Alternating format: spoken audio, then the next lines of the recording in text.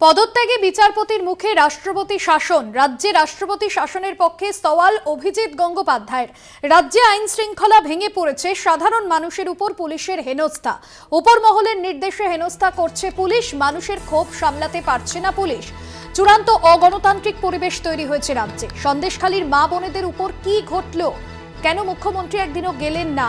রাজ্যে রাষ্ট্রপতি শাসনের পক্ষে সওয়াল করেছেন অভিজিৎ গঙ্গোপাধ্যায়। সন্দেশখালীর প্রসঙ্গ উত্থাপন করে তিনি রাজ্যে আইন শৃঙ্খলা ভেঙে পড়েছে এমনটাও মন্তব্য করেন। ঠিক কি বলেছেন এই প্রসঙ্গে অভিজিৎ গঙ্গোপাধ্যায়, শোনান। সাংঘাতিক খারাপ অবস্থা, এই রাজ্যে কোনো আইন শৃঙ্খলা নেই। পুলিশ দেখছেন সাধারণ মানুষকে কিভাবে হ্যারাস করছে এবং সেটা ওপর মহলের নির্দেশে করছে। সাংবাদিকদের কিভাবে হ্যারাস করছে সেটা ওপর মহলের নির্দেশে করছে। এটাকে কি আইন শৃঙ্খলা বলে?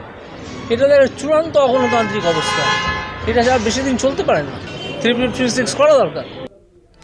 সন্দেশখালীর প্রসঙ্গ উত্থাপন করে সরাসরি মুখ্যমন্ত্রী মমতা বন্দ্যোপাধ্যায়কে নিশানা করলেন অভিজিৎ গঙ্গোপাধ্যায়। সন্দেশখালীর মা বোনেদের উপর কি ঘটল, কেন মুখ্যমন্ত্রী একদিনও গেলেন না, এবং মুখ্যমন্ত্রী হিসেবে আমার হাতে গোল্লা পাবেন তিনি। বিজেপি অবিশ্বাস্য ভালো ফল করবে, তৃণমূল মুছে যেতে পারে লোকসভায়। মোদীর সভায় যাওয়ার আগে বিস্ফোরক মন্তব্য অভিজিৎ গঙ্গোপাধ্যায়। ঠিক কি নিশানা করে বলেছেন মুখ্যমন্ত্রী মমতা বন্দ্যোপাধ্যায়কে, শোনাবো। সন্দেশখালীতে কি হল? মা বোনদের ওপর অত্যাচারের মুখ্যমন্ত্রী একদিনও যাননি। সেই এলাকার যিনি এমপি সেদিন তিনি একদিন যাননি। গোল্লা পাবেন আমার হাতে, গোল্লা, বিগ জিরো। আপনাদের শোনালাম অভিজিৎ গঙ্গোপাধ্যায় তিনি ঠিক কি মন্তব্য করেছেন। এর আগেও আমরা দেখেছিলাম যে একাধিক বিজেপি নেতা কর্মীরা তারা যেরকম 356 ধারার পক্ষে সওয়াল করেছেন।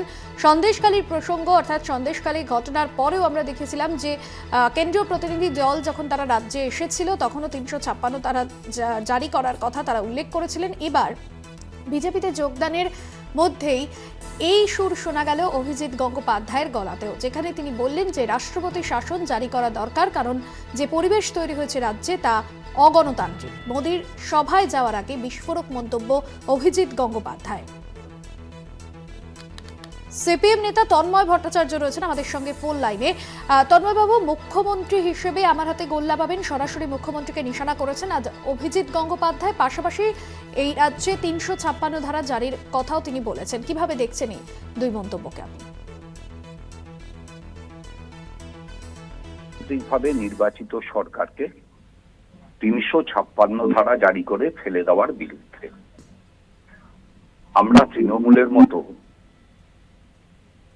তৃণমূল যখন বিরোধী দলে ছিল তখন প্রতিদিন 355 356 কথা বলতো,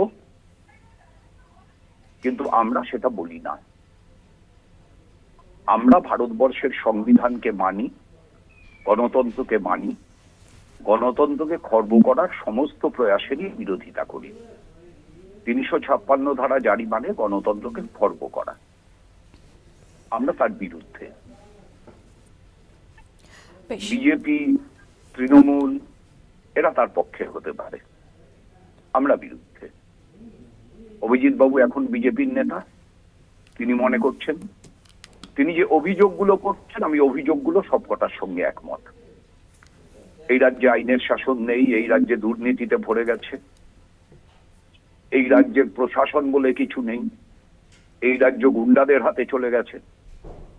কিন্তু সেগুলো মানুষকে সঙ্গে নিয়ে প্রতিরোধ করে তৃণমূলকে নির্বাচনে পরাজিত করে 2026 সালে বাম সরকার প্রতিষ্ঠা করাই আমাদের লক্ষ্য।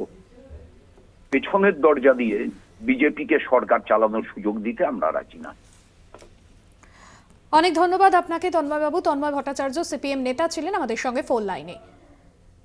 আপনাদের জানিয়ে রাখবো, চূড়ান্ত অগণতান্ত্রিক পরিবেশ তৈরি হয়েছে রাজ্যে, এমনই মন্তব্য করেন নরেন্দ্র মোদী সভায় যাওয়ার আগে পদত্যাগী বিচারপতির মুখে রাষ্ট্রপতি শাসন জারির কথা। পাশাপাশি মুখ্যমন্ত্রী মমতা বন্দ্যোপাধ্যায়কেও নিশানা করেছেন তিনি। সন্দেশখালীর মা বোনেদের কি অবস্থা এবং সন্দেশখালীর মা বোনেদের দেখতে মুখ্যমন্ত্রী কেন একবারও গেলেন না? রাজ্যে আইন শৃঙ্খলা ভেঙে পড়েছে। আরো একবার আপনাদের শোনাবো ঠিক কি বিস্ফোরক মন্তব্য করেছেন অভিজিৎ গঙ্গোপাধ্যায়। সাংঘাতিক খারাপ অবস্থা, এই রাজ্যে কোনো আইন শৃঙ্খলা নেই। পুলিশ দেখছেন সাধারণ মানুষকে কিভাবে হ্যারাস করছে এবং সেটা ওপর মহলের নির্দেশে করছে। সাংবাদিকদের কিভাবে হ্যারাস করছে সেটা ওপর মহলের নির্দেশে করছে। এটাকে কি আইন শৃঙ্খলা বলে? এটা চূড়ান্ত অগণতান্ত্রিক অবস্থা। এটা আর বেশি দিন চলতে পারে না। 356 করা দরকার।